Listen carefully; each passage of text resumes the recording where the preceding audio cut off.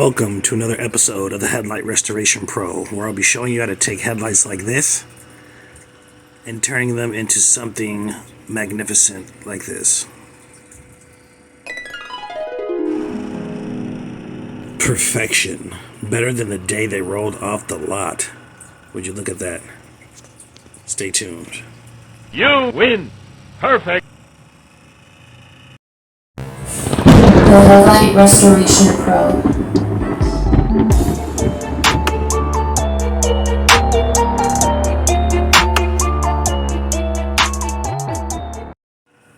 Let's get down to business.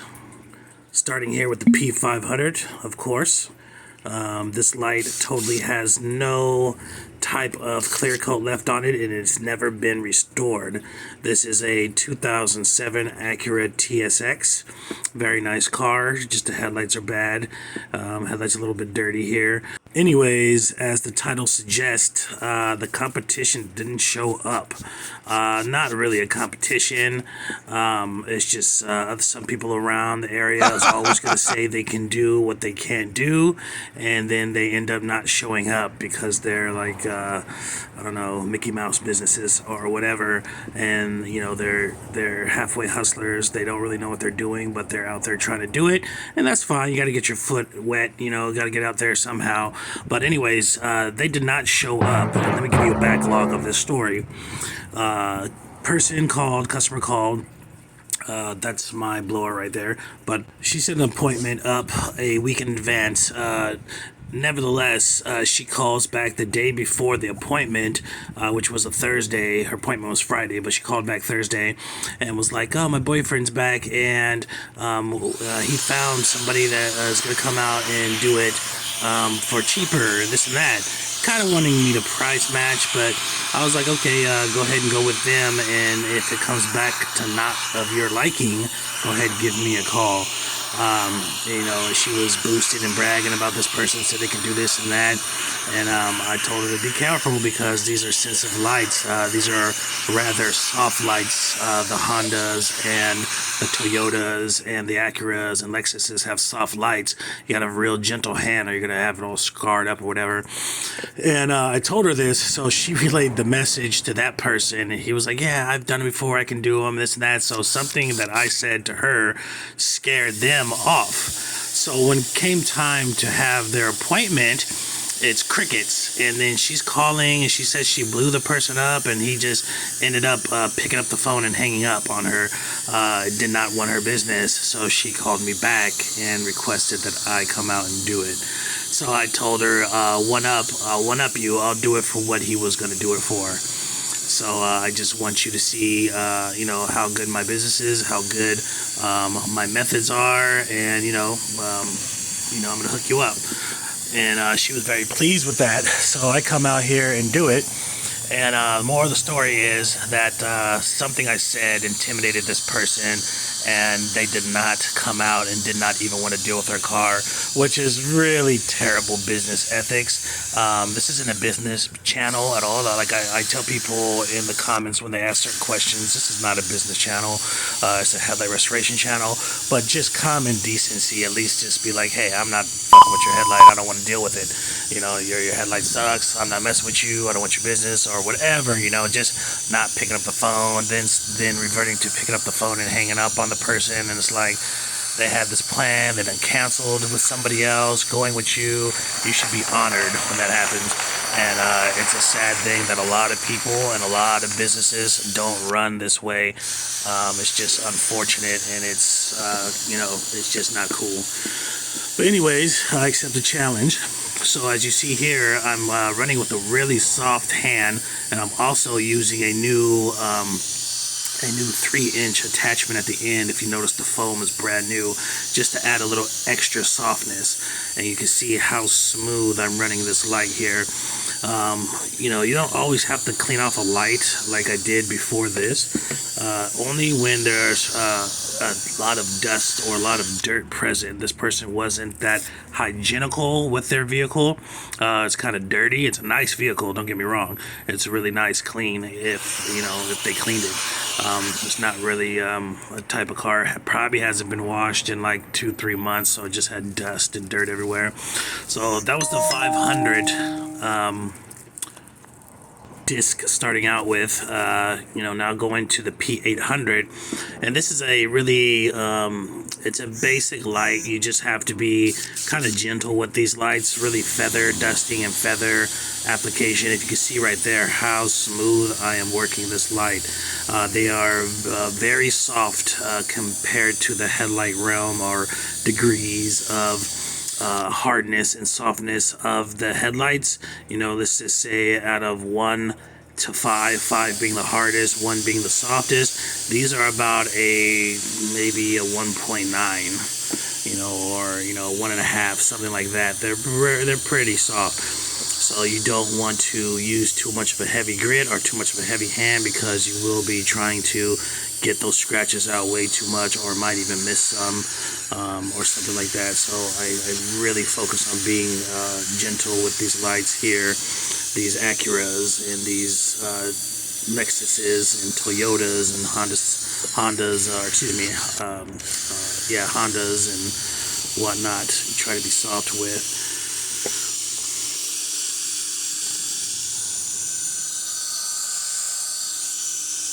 No matter what degree of disc you have on here, you always want to keep it moving. You really don't want to have the end of the drill or the sandpaper sitting still while in motion more than a second on any given area. You always want to keep it moving. That is to prevent scratching, that is to prevent burning or any kind of, it's a safety protocol, and it's the proper method to remove the surface or the damaged surface of the headlight, or even the clear coat of the headlight. But like I said, this light had 0 clear coat. It has never been restored before. So after that step there, I'm going to use the same pad here on my gimbal, my yellow handheld device. I'm going to go ahead and do a nice smooth shearing motion here. I'm going to go left to right as much as possible, horizontal and vertical as much as possible. No swirling, no weird zigzags, nothing like that. You see, that's kind of a light-handed shearing motion. This is very gentle. If you can pay attention to how I'm holding it, I'm applying barely any pressure, just kind of a shearing, smooth finesse motion. And this is very important. This step is very important. It deletes any kind of defects or any kind of scratching or nicking left behind from the other pads. It makes them less visible and easier to fill by the last couple steps. But if you ever noticed my style, like I always refer to my style being the MMA of headlight restoration. Why? Because I'm not one stiffler for you have to dry sand, you have to wet sand, you got to polish, you got to clear coat. I do everything in one thing, because believe it or not, in most things that are bad, most things that are bad in life or in any kind of car trade or any kind of thing you do has some good value to it. And that's what I've tried to do, is extract the good value out of each method or each style of headlight restoration and implement it in my headlight restoration, kind of as a jumble. As you see at the beginning, I have dry sanding, I have different methods of dry sanding. I have hand sanding, as you just saw. Right now you're about to witness a form of wet sanding. This wet sanding method with this Trizac pad is kind of a wet sanding or super ultra light sanding to remove any ultra fine scratches. The big scratches or big defects have already been moved, so this is working on the ultra fine ones. This is kind of a sanding slash polish with with the water and the Trizac pad, 3000 Trizac pad.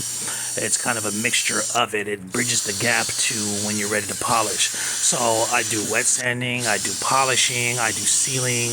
You know, I try to take, you know, all the methods, whatever's good out of whatever method. You know, whatever, you know, like wet sanding is just a very super light method. It's not very, it's not really good to start or go all the way through with wet sanding because you don't know how far you're going. But once it's all off, as you see, I'm using it as a fine-tuning stage. So I've, you know, I pretty much designed my style of a MMA or MMH mixed mixed headlights or whatever you would call it. You know, I take everything from different styles and put it all in one.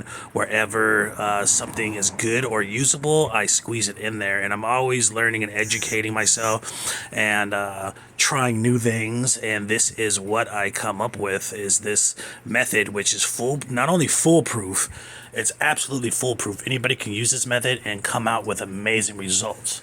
Okay, you know, you might not come out with results as best as mine. You know, it's kind of like if Tyson, you know, metaphor coming up here. It's kind of like if Mike Tyson had a how to fight video, you know, how to throw a punch video. You could become really good if you followed his teachings, but you are not going to live the life or live the fight life Mike Tyson did. You're not going to be as good as him, 9 times out of 10. Okay, but you can be damn good if you follow his instructions. You can learn a lot, is what I'm saying. But this is basically foolproof. You're always going to get results of a top-notch nature from using this method. Okay, so after that, cleaned all that up. It's nice and clean. And you're going to put a couple dabs of this 3M polish on here. It's this cleaning polish, or hard lens cleaning polish, hard plastic polish.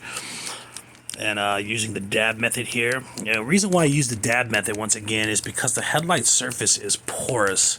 It's very porous. It looks like a woven blanket or a wool blanket under a microscope, or, you know, even similar to like a sponge or whatnot. There's all these cavities and pockets and strings and stuff if you look at it under the microscope, which is why on the step here you can see it's like starting to get ultra clear right there. It's because it's soaking up, it's dehydrated, and it's roughed up, even though you smoothed it out a little bit. But now it's hydrating itself with the oils and whatnot in this polish. On top of that, you're smoothing out those you know, holes and ripples and whatever with this polish, all those holes and fibers and, you know, woven blanket looking stuff off. You know, you're smoothing it out. And that's why it's getting so clear and perfect right here. Like, look at this. This is amazing. Look how clear that is. It's a very attractive light. Acura, of course, is the upper level of Honda. It is essentially a Honda. The parts say Honda, all that stuff on some parts, whatnot. These headlights will say Honda on the side. But it is the upper level, so it's going to have fancy stuff like this in it. These are some really gorgeous headlights. But inside, you know, and just the clarity of it once they're fixed correctly, it's gorgeous. But look at this step right here. It is beautiful. It's beautiful. And like I said, it's right now everything is smoothed out. If you would think about if you had a piece of a sponge or a piece of bread or something like that, and you smooth the piece of jelly over it, the jelly is filling in all of the holes in that sponge, all of the holes of that bread, and it leaves a slick, smooth surface. So with that being said, this is part of the headlight restoration. I'm getting a lot of questions about, shouldn't I use isopropyl alcohol or this or that, or shouldn't I clean it before that? If you haven't noticed that this cleaner here it says it's a cleaner. This specific one, primarily, you do not have to do that with, but most of them, whether you're using a chemical guys polish or some other kind of polish, Polish X from Meguiars or whatever, you more than likely don't have to clean that like that. You're just going to be hindering your clarity, and you're going to be hindering your adhesiveness to the headlight, your bonding to the headlight, and you're going to be locking in some stuff you don't want, far as streaks and other stuff that might come up, once temperatures change or something you've missed. You don't want to do that. And also, you're trying to lock in this hydration, which helps the headlight health. Helps it, helps the clarity, helps the photo transparency and all that stuff. So you don't want to, as a warning, once again, you're going to run into some issues if you start cleaning it off at this step. All you want to do is use a clean microfiber towel and wipe it off, and that's it. I've never had a problem with adherence. I've never had a problem with my clarity. Nothing like that. I've done a light, damn near 3 years. It's up on my channel, damn near 3 years later, and it did not peel, not one bit. It started going bad again, but it did not peel one bit. And that guy drove like a ridiculous amount, like 60,000 miles a year or something with this vehicle. Some ridiculous amount, but it's up running on my page. You can check it out. It's called Headlights. I've done before, something or other right here.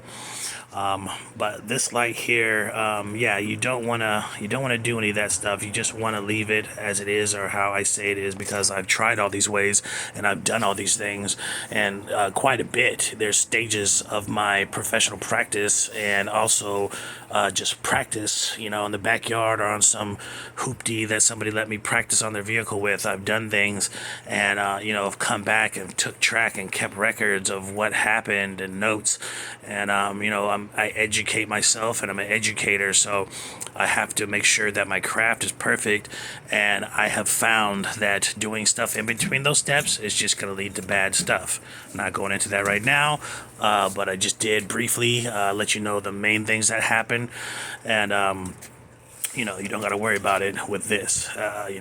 Sometimes people lick a gift horse in the mouth and let me change it, but you're trying to change it from a method somebody put together that has done hundreds and thousands of headlight, not thousands yet, but like multiple hundreds, around 1,000, past 1,000, whatever the number is that I've done, right? It's way up there.